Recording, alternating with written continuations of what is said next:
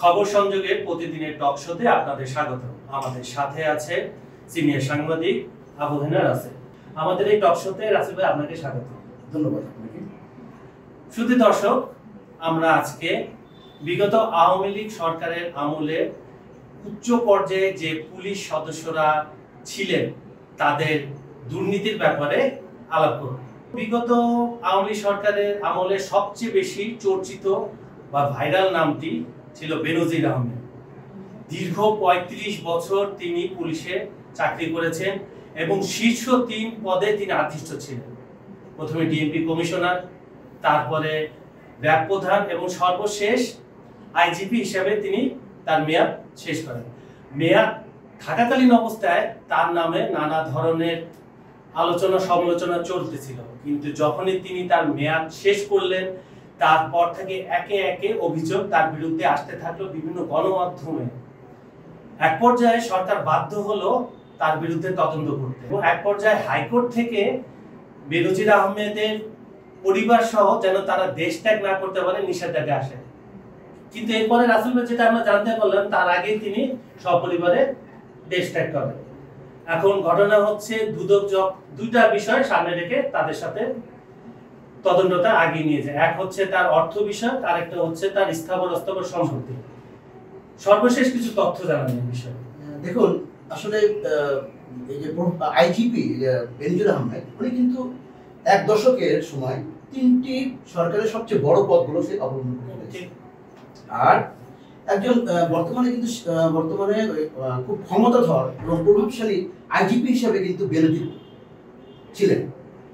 তো বিগত সময়ে দেখা গেছে যে উনি যখন আইজিপি হলেন, ডিএমপি কমিশনার থেকে যখন আইজিপিতে আসলেন, আইজিপিতে আসার পরে উনি কিন্তু পট পরিবর্তন নিজ উদ্যোগে কিছু করে নিয়েছেন। সরকারকে আমি একটা বলবো জোর করেই করে নিয়েছেন, যেটা সরকার কিন্তু চেয়েছিলেন না। যেমন ধরেন তার যে মানে বের হওয়ার যে পথ, মানে বাসা থেকে বেরোচ্ছে বা যে কোনো জায়গায় যেখানে বেরোচ্ছে যে ঘটনাস্থলে যাবে বা কোনো জায়গায় যাবে, কোনো মন্ত্রণালয়ে যাবে, তার যে নিরাপত্তার যে বিষয়টা বিশাল বহর ছিল, যেটা জেড ক্যাটাগরি বলা হতো অনেক সময় সেই নিরাপত্তা ব্যবস্থাকে, যেটা একটা দেশের প্রধানমন্ত্রী বা রাষ্ট্রপ্রধানরা ব্যবহার করে। এক্স্যাক্টলি। তো সেটাই সে ব্যবহার করেছিল। কিন্তু এটাতে আসলে কিছু মানে সিনিয়র মানে মন্ত্রী যারা ছিলেন তারা কিন্তু ক্ষুব্ধ ছিলেন তার এই ব্যবহারে। মোটামুটি তাহলে আপনার কথা যেটা বোঝা যাচ্ছে যে সরকারকে এক প্রকার ব্ল্যাকমেইল করেছেন। এটা বলার কারণ হচ্ছে বিগত 15 বছরে আমরা যেটা দেখেছি, জনগণের অংশগ্রহণের কোনো সরকার ছিল না। নির্বাচন একটা নামে মাত্র নির্বাচন হতো, কিন্তু সবাই পার্টিসিপেট করতে পারতো না রাজনৈতিক দলগুলো, এবং জনগণও ভোট দিতে পারতো না, অনেকটা অটোবাসের মতো।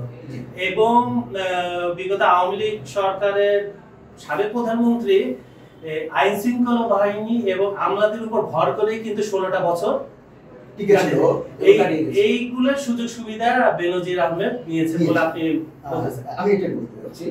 আর দেখেন, বিগত সময় বেনজিরের যে মানে যে প্রভাব, সে প্রভাবে অনেক অফিসার, পুলিশের অনেক ঊর্ধ্বতন কর্মকর্তারা মুখ খুলতে পারতেন না, কথা বলতে পারতেন না। তাদের সুবিধা, তাদের অসুবিধা, তাদের বিভিন্ন ধরনের যে সমস্ত বলতে পারতেন না, কারণ উনি কিন্তু ছিলেন আসলে খুব দাম্ভিক। মানে তার ব্যক্তিত্বটা ছিল খুব অহংকারী বা দাম্ভিক, খুবই দাম্ভিক ছিল। তো সেক্ষেত্রে এক পর্যায়ে যখন তার চাকরির মেয়াদ শেষ হয়ে গেল, শেষ হওয়ার পরে সে যখন আসে নীরবে, যখন তার অবস্থানে চলে গেল, কিন্তু তাকে কোনো দায়িত্ব সরকার তখন কিন্তু দেয় নাই। আমরা জানি যে একটা পুলিশ প্রধান যখন মানে তার অবসরে চলে যান, তখন কিন্তু কোনো দেশে রাষ্ট্রদূত হিসেবে দেশের বাইরে যায়, এবং এই নীতিটা মানে আগে থেকে চলে আসে। যেমন এর আগে ছিলেন জাভেদ পাটোয়ারি আইজিপি, উনি সৌদির তো সেক্ষেত্রে তার একটা যে ছিল, সে কিন্তু সেক্ষেত্রে সরকারকেও কোনো রকম মানে অবলম্বন করেন নাই বা বলেন নাই।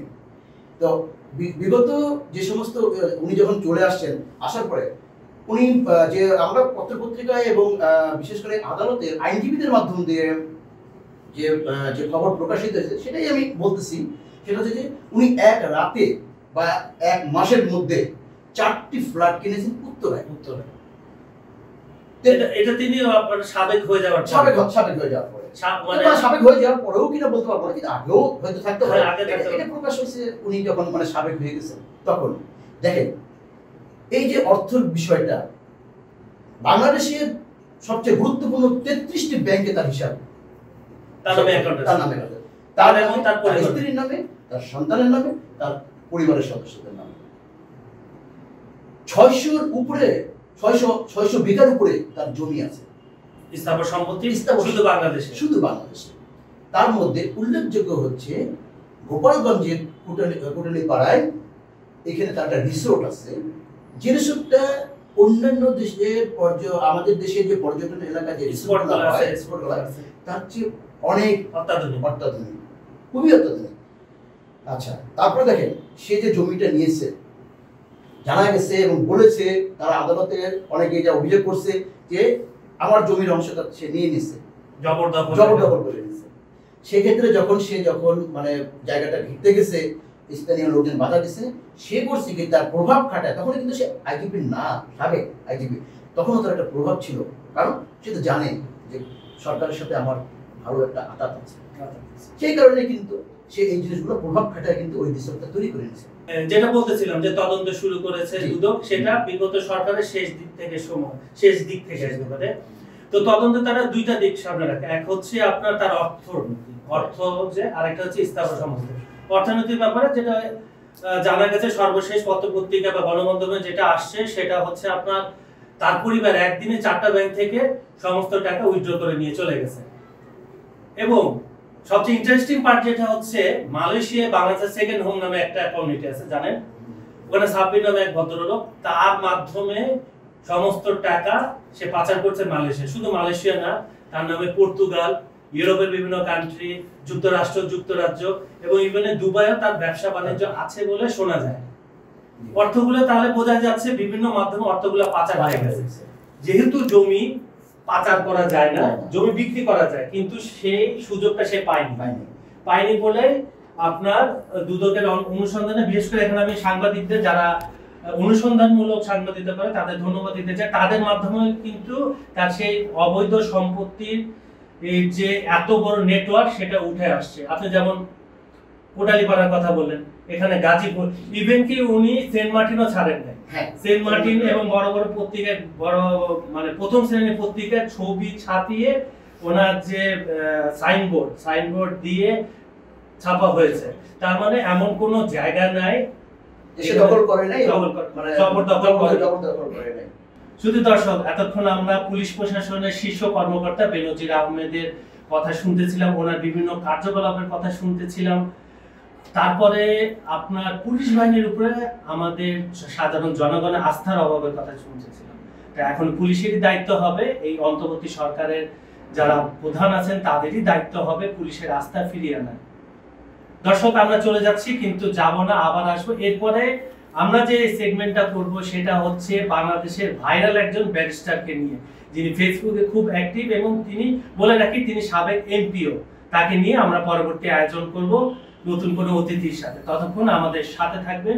এতক্ষণ আপনাদের সাথে ছিলাম আমি, কাজল হায়দার। ধন্যবাদ।